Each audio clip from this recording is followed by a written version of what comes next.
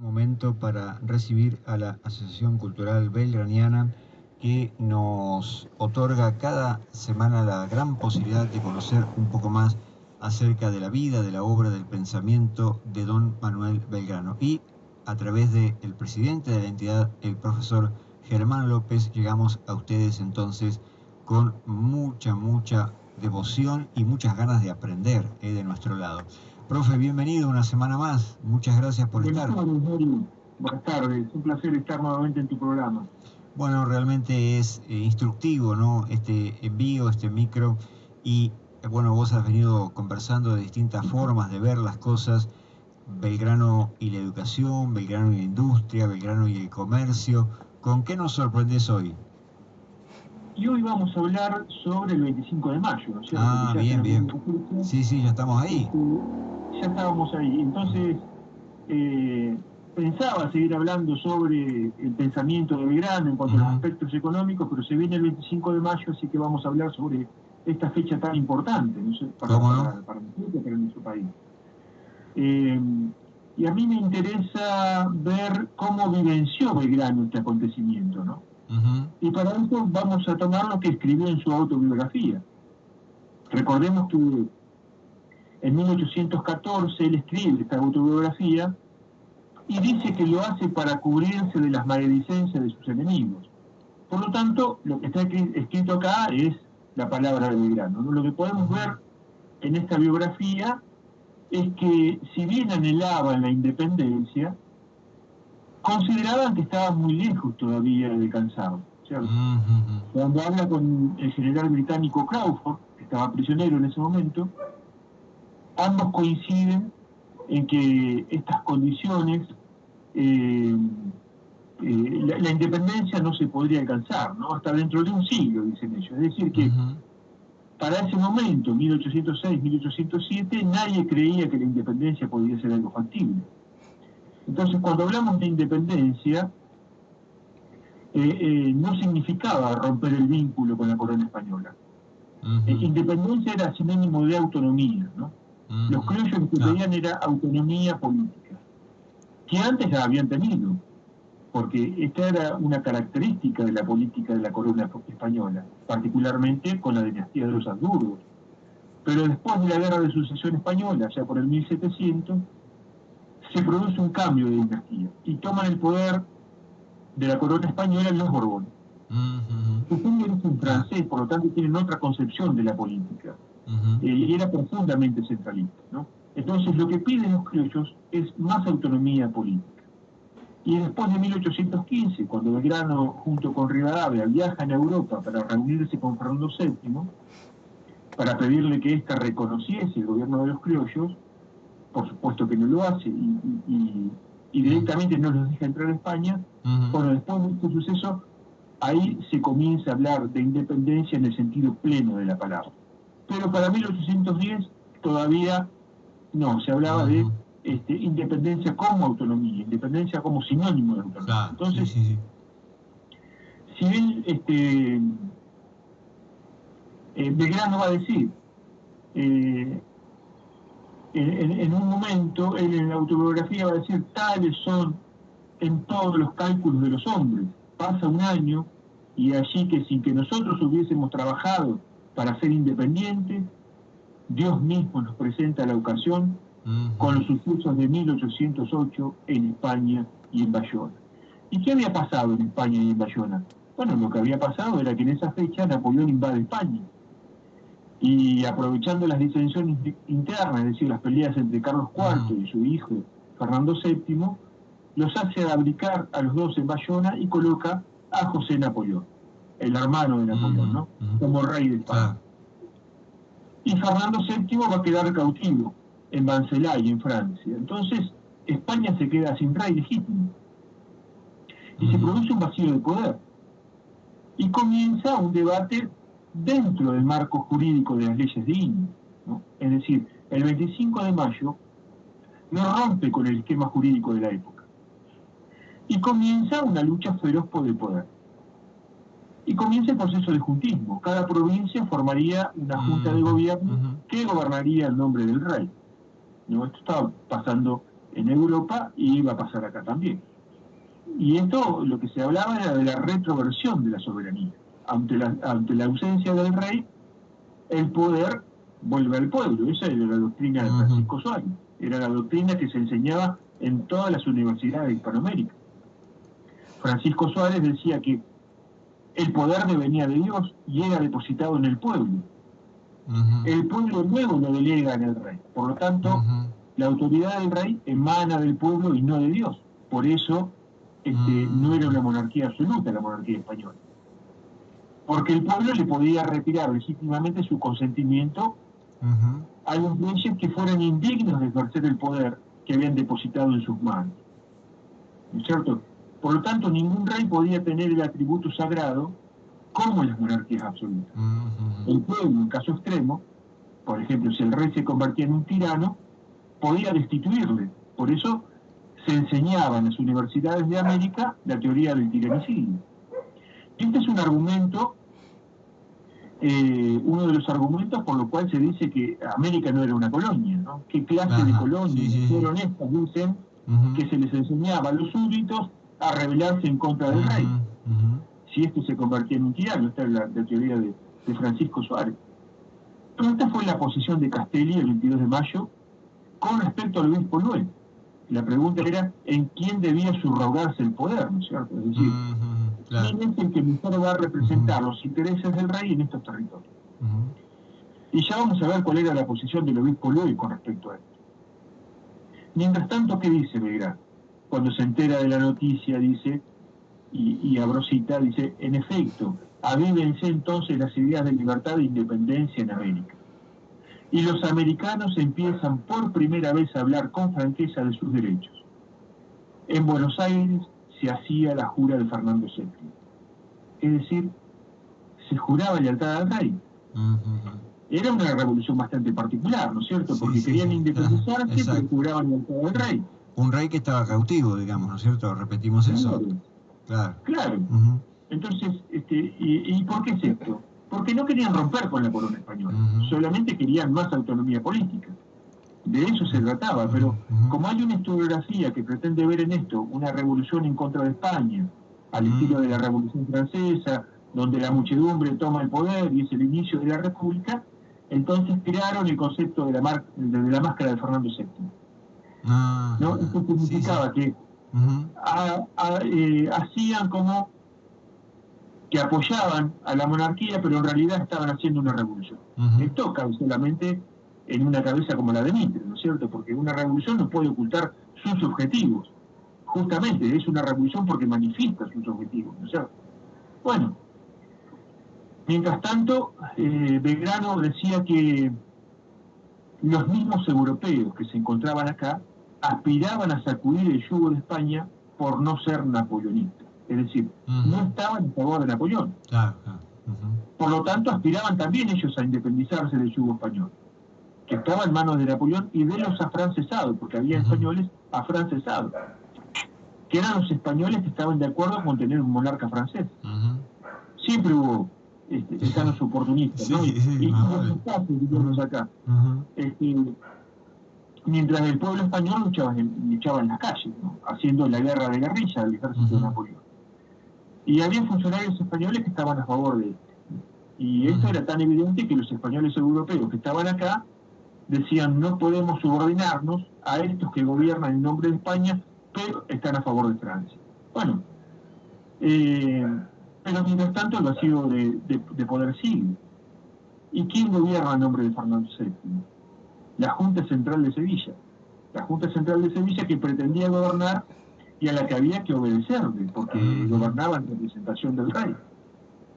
Por eso Belgrano dice, entonces fue que no viendo yo un asomo de que se pensara en constituirnos, y sí a los americanos, prestando una obediencia injusta a unos hombres que por ningún derecho debían mandarnos, traté de buscar los auspicios de la infanta Carlota. No reconocían los criollos a la Junta Central de Sevilla. Entonces trata de buscar los auspicios de la infanta Carlota y de formar un partido a su favor, dice Belgrano, oponiéndome a los tiros de los déspotas, que celaban con el mayor anhelo para no perder sus manos. Los déspotas se refería a la Junta Central de Sevilla. Uh-huh.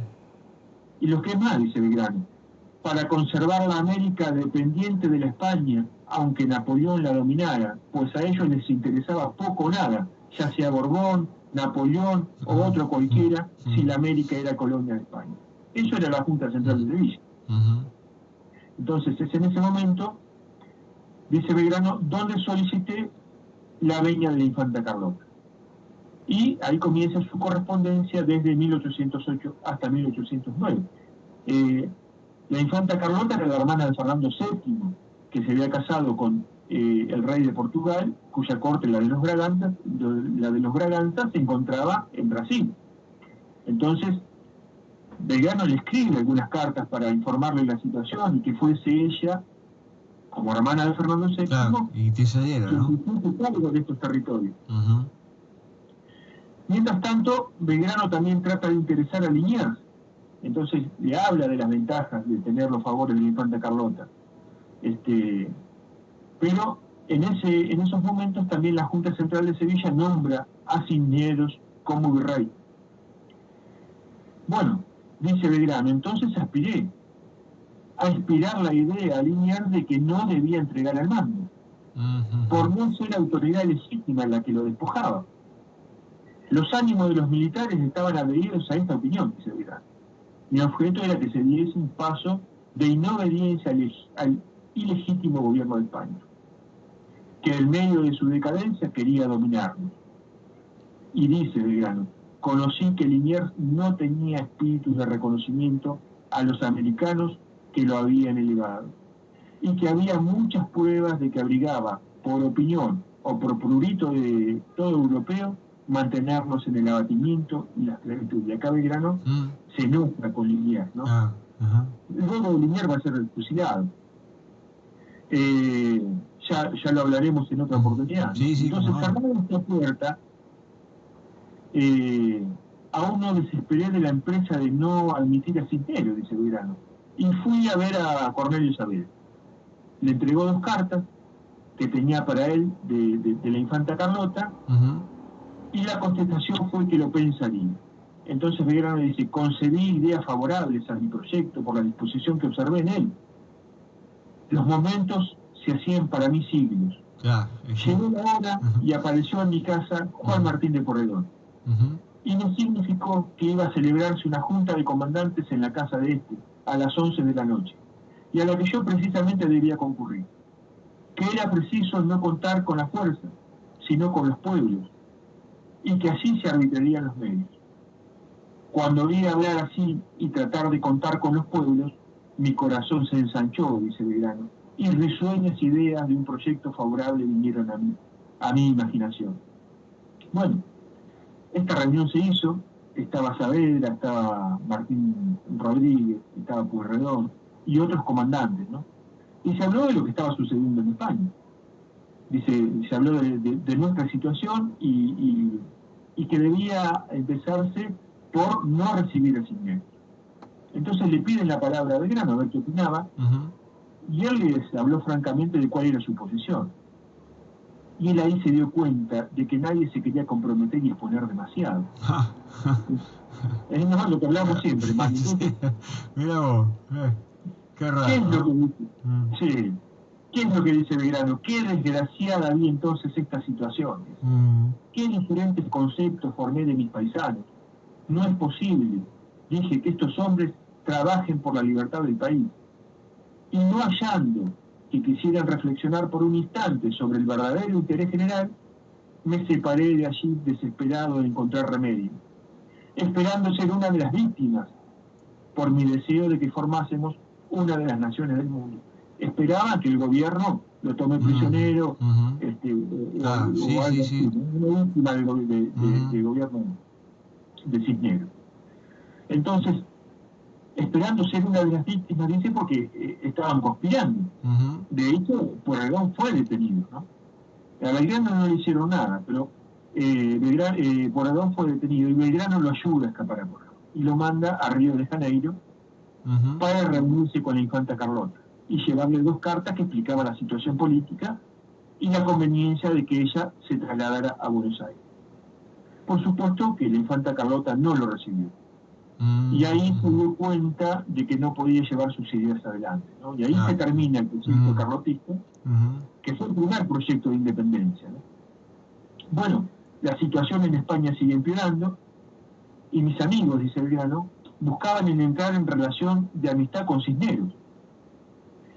Lo que estaban tratando de hacer era convencerlo para que se plegara al proyecto independentista. Ellos veían que Cisneros lo que quería era conservarse en el poder.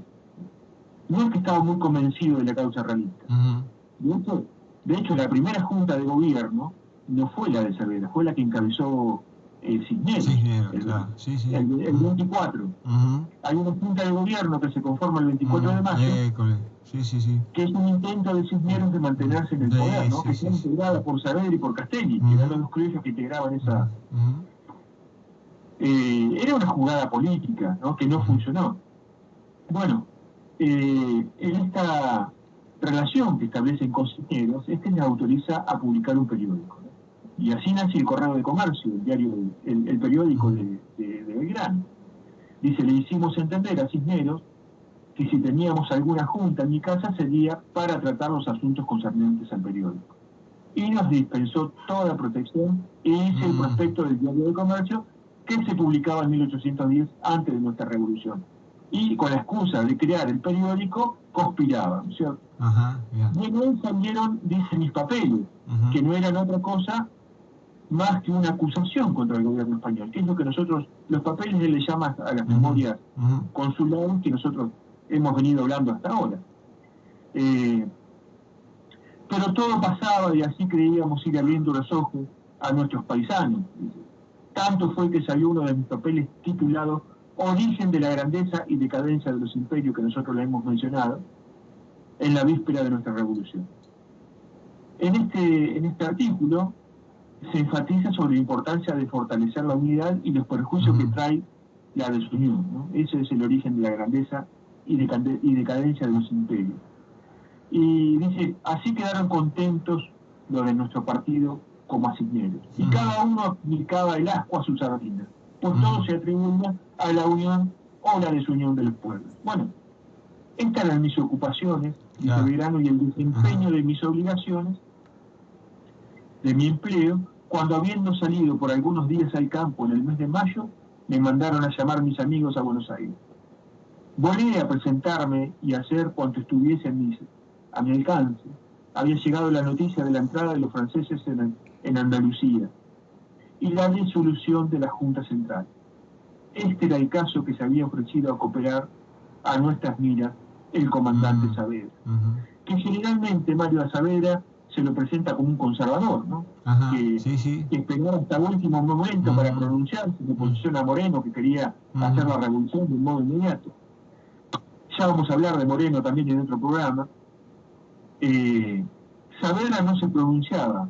¿Y por qué no se pronunciaba? Porque había jurado lealtad a la Junta Central de Sevilla. Y ya hemos hablado sobre el significado del juramento. Entonces, cuando cae la Junta Central, es cuando Saavedra dice, las brevas están maduras. Esa es la frase conocida que se le atribuye. Bueno, dice Belgrano, muchas y vivas fueron entonces nuestras diligencias para reunir los ánimos y proceder a quitar las autoridades, que no solamente habían caducado en los sucesos de Bayona, sino que ahora caducaban, puesto que nuestro reconocimiento a la Junta Central cesaba con su disolución. Y acá traemos a colación los dichos del obispo Luis cuando debate con Castelli el 22 de mayo. A Luis se le atribuye haber dicho que mientras hubiera un español en América, los americanos le deberían obediencia. Eso generalmente es lo que escuchamos. Bueno, esto no fue lo que dijo el obispo Luis. Lo que dijo fue, aunque hubiese quedado un solo vocal de la Junta Central y arribase a nuestras playas, los deberíamos recibir como a la soberanía. Esa era la discusión común. Que quedó disuelta la Junta Central de Sevilla. Ahí ya todos los argumentos del Luis se vienen abajo, ¿no es cierto? Ahora, si no le debíamos obediencia a nadie, mientras Belgrano decía, era preciso corresponder a la confianza del pueblo, y todo me contraje al desempeño de esta obligación. asegurando, como aseguro, a la faz del universo, que todas mis ideas cambiaron, y ni una sola concedía un objeto particular, porque por más que me interesase, el bien público estaba a todo instante a mi vista. Dice, no puedo pasar en silencio las esperanzas que me había hecho concebir el pulso con que se manejó nuestra revolución, en que es preciso, hablando verdad, hacer justicia a don Cornelio Saavedra. El Congreso celebrado en nuestro Estado para discernir nuestra situación y tomar un partido en aquellas circunstancias debe servir eternamente de modelo a cuanto se celebren en todo el mundo. Solo me consuela, dice Belgrano, el convencimiento en que estoy de que siendo nuestra revolución obra de Dios, Él es quien la ha de llevar hasta su fin, manifestándonos que toda nuestra gratitud la debemos convertir a su majestad y de ningún modo a hombre alguno. Bueno, bien. Entonces, la revolución se resuelve en un congreso. Modelo del mundo debería ser, dice Belgrano. Por lo tanto, estas revoluciones que nos presentan a nosotros, con la muchedumbre en la calle, Belgrano no dice nada de eso, ¿no? Y así fue como vivió la Revolución Belgrano, ¿no? Como se resolvió dentro del marco jurídico, no hubo muchedumbre, no hubo violencia, hubo sí conspiración política, mucha conspiración política. Tal es así que Belgrano se encontraba paseando en el campo cuando lo llaman para integrar la primera junta. No había conmoción a eso. Bien. Exacto. Todo se desarrolla dentro del marco legal y de la ley. Exactamente. Bueno, entonces, profe. Nuestra intención era mostrar cómo había vivido Belgrano este proceso del 25 de mayo, para el próximo programa desarrollar algunos aspectos más que nos permitan comprender este importante suceso, ¿no? Perfecto. Tan importante para la historia de nuestro país. Un abrazo grande, profe, como siempre, magnífica la explicación, el dato. Nos veremos la semana que viene siguiendo, ¿no? Continuando con este pensamiento belgraniano y la acción belgraniana. Un abrazo inmenso. Un abrazo grande, Mario. Un saludo a todos. Gracias.